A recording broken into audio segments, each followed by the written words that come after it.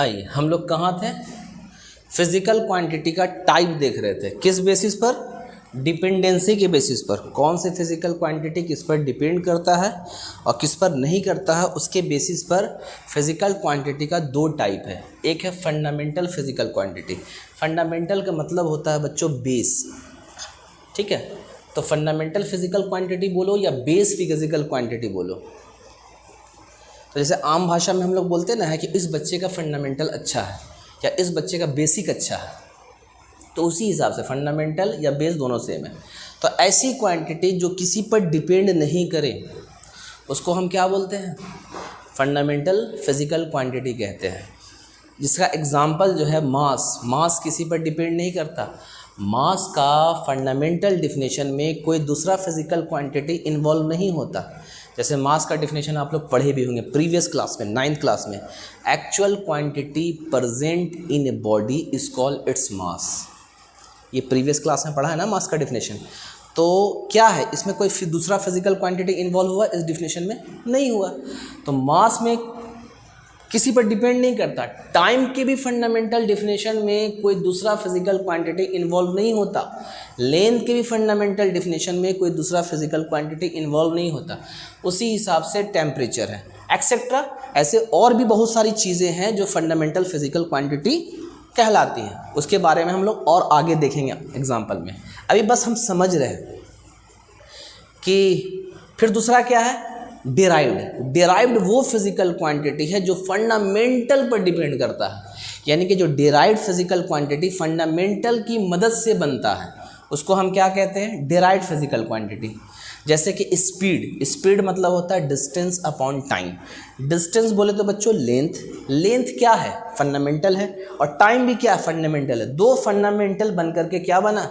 Speed बना। तो speed को हम क्या कहेंगे? डिराइव्ड कहेंगे कि फंडामेंटल के मदद से ये क्वांटिटी डिराइव्ड हो रहा है। एक्सेलरेशन को क्या होता है? Change in velocity upon time. Velocity already derived है, मतलब वेलोसिटी मतलब होता है change in displacement upon time. तो डिस्प्लेसमेंट तो फंडामेंटल है, डिस्प्लेसमेंट बोले तो लेंथ, शॉर्टेस्ट लेंथ। और टाइम क्या है? फंडामेंटल है। तो वेलोसिटी क्या हो गया? डिराइव्ड हो गया। अब वेलोसिटी डिराइव्ड हो गया और derived upon fundamental, that is derived. क्योंकि डिराइव्ड क्वांटिटी डिराइव्ड ही बनाएगा। जैसे फोर्स, मास फंडामेंटल है, एक्सेलरेशन डिराइव्ड है, तो फोर्स क्या हो गया? डिराइव्ड हो गया। ऐसी बहुत सारी फिजिकल क्वांटिटी हैं जो आप ऑलरेडी प्रीवियस क्लास में ये पढ़ चुके हो जो डिराइव्ड है। जैसे कि pressure, force upon area, thrust हो गया, ये सब आप प्रीवियस क्लास में पढ़े हो ना। तो ये सब मोमेंटम हो गया। जैसे इलेक्ट्रिक फील्ड है, मैग्नेटिक फील्ड है, आपको वोल्टेज है, रेजिस्टेंस है, रेजिस्टिविटी है, ये सब डिराइव्ड फिजिकल क्वांटिटी में आएगा। खैर, अब हम आगे की बात करते हैं। बहुत गर्मी है बच्चों, हालत ख़राब हो गया। चलिए अब हम आगे की बात ये है कि फिजिकल क्वांटिटी को सिर्फ डिपेंडेंसी के बेसिस पर बाइफरगेट नहीं किया, फिजिकल क्वांटिटी को डायरेक्शन के बेसिस पर भी बाइफरगेट किया गया। दो हिस्सों में डिवाइड किया गया फिजिकल क्वांटिटी को, ठीक है। एक है स्केलर फिजिकल क्वांटिटी, एक है वेक्टर क्वांटिटी।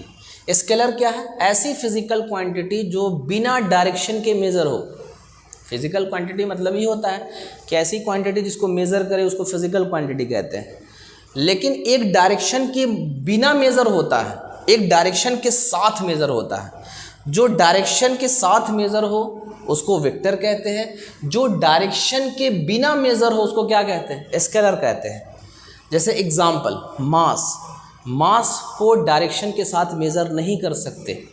टाइम को भी, टेम्परेचर को भी, ये सब को डायरेक्शन के साथ मेज़र नहीं कर सकते। बाय द वे गलती से अगर कर दिया तो दुनिया आपको बेवकूफ़ समझेगी। जैसे कि एक एग्ज़ाम्पल उठाते हैं, मास।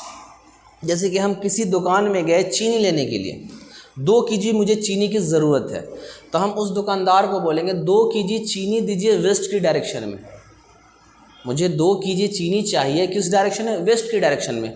तो दुकानदार जो बोलेगा वो सोचेगा मन में कि ये बंदा डायरेक्शन क्यों बोल रहा है, सिर्फ 2 kg चीनी इसको मांगना चाहिए था।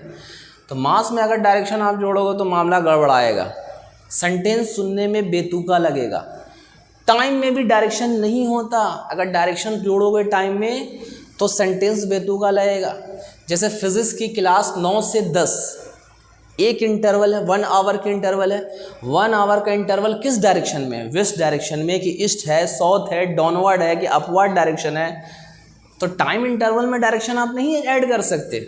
अगर टाइम इंटरवल में डायरेक्शन ऐड करोगे तो मीनिंगलेस सेंटेंस होगा। टेम्परेचर में भी डायरेक्शन नहीं ऐड किया जा सकता।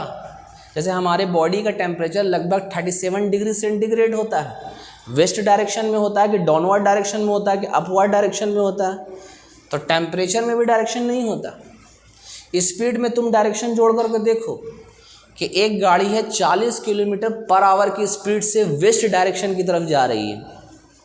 सेंटेंस मीनिंगलेस लगा या मीनिंगफुल लगा?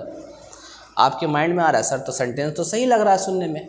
मास में डायरेक्शन जोड़ा तो मुझे हंसी आ रही थी, टेम्परेचर में डायरेक्शन जुट रहा था तो हंसी आ रही थी, टाइम में डायरेक्शन जुट रहा था तो हंसी आ रही थी, लेकिन स्पीड में डायरेक्शन जुटा तो हंसी नहीं आई।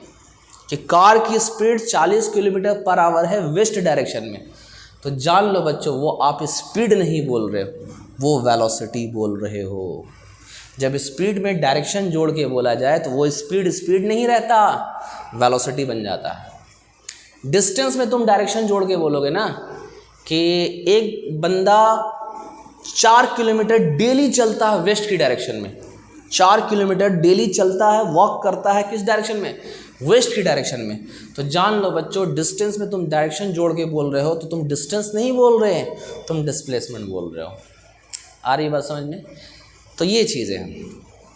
तो अब आपको समझ में आ गया कि स्केलर को बिना डायरेक्शन के मेज़र हम करते हैं और वेक्टर को डायरेक्शन के साथ मेज़र करते हैं।